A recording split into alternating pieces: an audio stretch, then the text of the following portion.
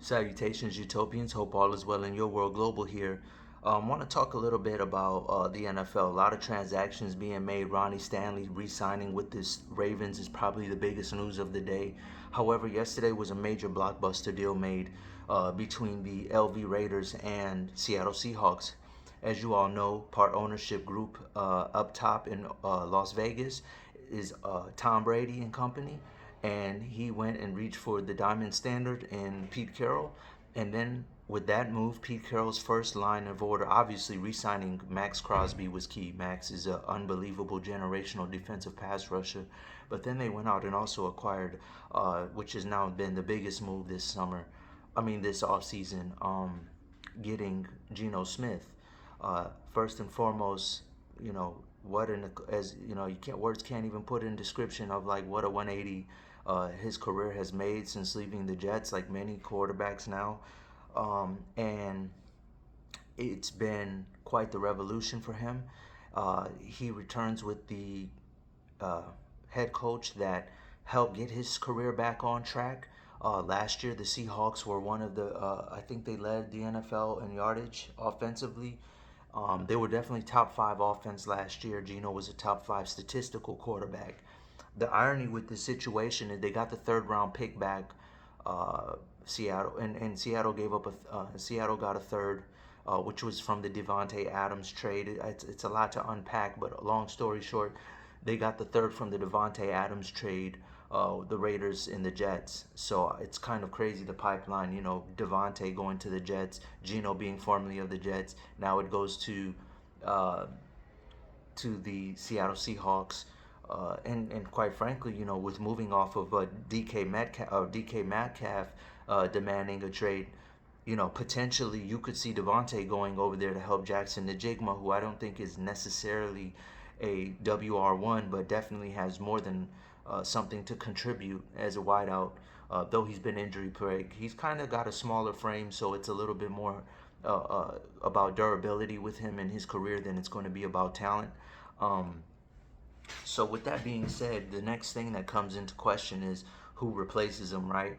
And there's rumors now that another ex-Jets quarterback, ironically, Sam Darnold, who got his resurgence running with the 49ers for a little bit in Shanahan, would probably take over the helm. Ironically, they both have similar ceilings. Um, Although I will like to point out that Sam Darnold is a far more mobile quarterback than Geno Smith has ever been. But they have the plus minuses all pretty much evens out to them having the same kind of ceiling. Um, the big problem I have, I don't ever want to, like I said, it's truly an inspirational story to see Geno Smith's evolution and seeing him become the quarterback he is today. But at the end of the day, you know, Geno is a guy who struggles tremendously once you put him in a pass rush. I put him in the category like Cam Newton with Brock Purdy and Dak Prescott. These are guys who need everything to go right. They need all the talent at every position, the matchup, everything has to be favorable. Gino definitely has shown a little more clutch than to be discounted completely, but ultimately that's how I view him.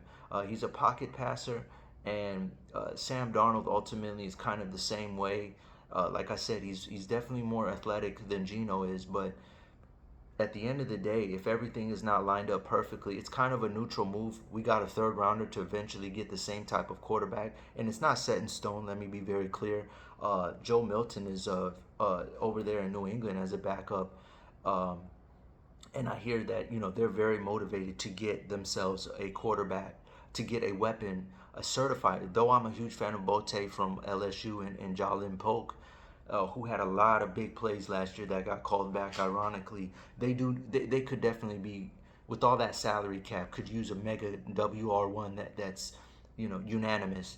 And trying to get that for Drake May is the first priority this offseason, a security blanket, because you need to be able to go vertical during the regular season. In the playoffs, it's about running and defense.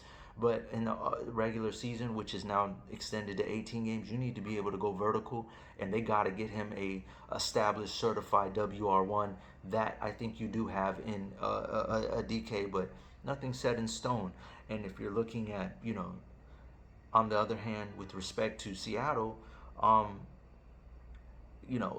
perhaps you send him Joe Milton, and who was at Michigan around the time their special teams coach Seattle, Jay Harbaugh, was there. He's going to eventually be due for an offensive coordinator job. He was the special teams coach and running back coach. He transferred, and McDonald, who was the defensive coordinator on Michigan, went to Michigan a year after Milton transferred out to, I forget which school it is now.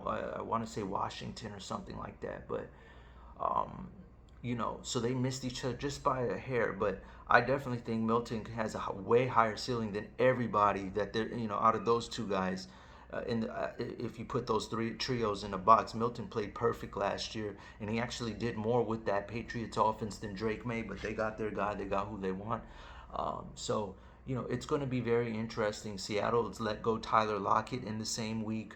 Um, I'm thinking there's one more person also that just kind of solidified it, where people are like, all right, enough is enough. Forgive me, I can't remember off the top of my head. But they've just, body after body on offense has been let go. And these are not minute characters. These are game shifters. So um, maybe they go for like an Alan Lazar or something like that. Be economical and efficient, because they're a defensive team right now, and so that's the key for them, is just being able to play defense, run the ball, things like that. They're going to try to probably get to traditional old school football, limited passing, and etc. Because the problem with Seattle last year, you see fancy, they beat the dog crap out of teams they're supposed to, but they get around juggernauts and you see the skill gap, and so it's like, why continue to build on something that's not actual? So at the end of the day, I think no matter what, Seattle W, Oakland, Las Vegas, it's cool. I mean, I think it's better than the Seattle, the Russell Wilson or Aaron Rodgers, which doesn't completely absolve him. Geno's 34. He's in a contract year.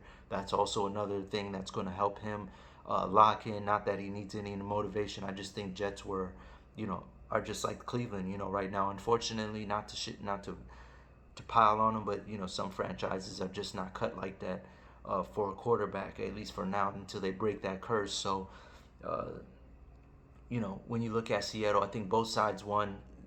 The main thing for the Raiders with this new administration, just get some stability, especially with Brock Myers there. You got a generational talent.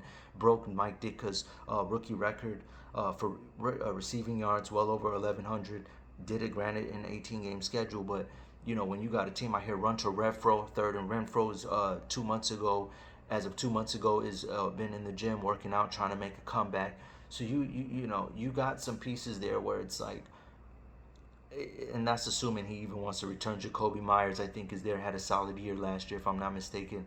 So, with the Raiders, they just wanted some kind of stability. That first year is not not must win right away, but you want to. I mean, when you get a 34-year-old quarterback, it is, but you just kind of want to get on stable ground right now. Not trying to find the home run, but also not trying to. And I hate to sound like that, because once again, it's like I'm devaluing Geno or anything, but it is what it is. The facts are the facts are, but they did get some stability with this team, and it's about time. New stadium. It's one of the more shocking stories in my lifetime to see that a team moves somewhere and right out the gate they don't have smashing success. You immediately go into a lottery bound frenzy, and right now the big story is just getting just getting stability, and so good for them. Seattle, they've completely rebuilt. They're like, hey, look, this isn't a for real offense. We beat who we're supposed to. We can't beat who we need to. Time to scrap it up. They know they got the head coach. They got the front office. They think they can do it again. More power to them. I think both sides got what they needed. I like it more on Seattle's side though. Look for Riley Leonard. There's been some movement in the mock drafts. Jackson Dart is looking like he's now moving into first place. Cam Ward, Shador, it's speculation on right now where they're going. Some people are rumoring Cam to go number one. Wouldn't be surprised if he slid. Nobody has really made it a Trevor Lawrence, Andrew Luck, oh yeah, this is the first pick kind of guy in this draft yet. There's a lot of movement, a lot of C-tier quarterbacking right now, according to the scouts. Not my opinion. one scout win as far as called Shador Sanders, Jacoby Brissett. So it's like Jacoby's a winner though. Don't get me wrong, but it was like when a guy has a big contract with Nike, you would expect to hear bigger names than that. But it is what it is. Ironically, but it is what it is. So like I said, I like the deal more for Seattle. Congrats to both sides. They're getting what they needed, and it definitely making it a more interesting off season, if not already, with all these pass rushers hitting the market. I hope this video was informative, Utopians. I'll try to do better next time. Global out.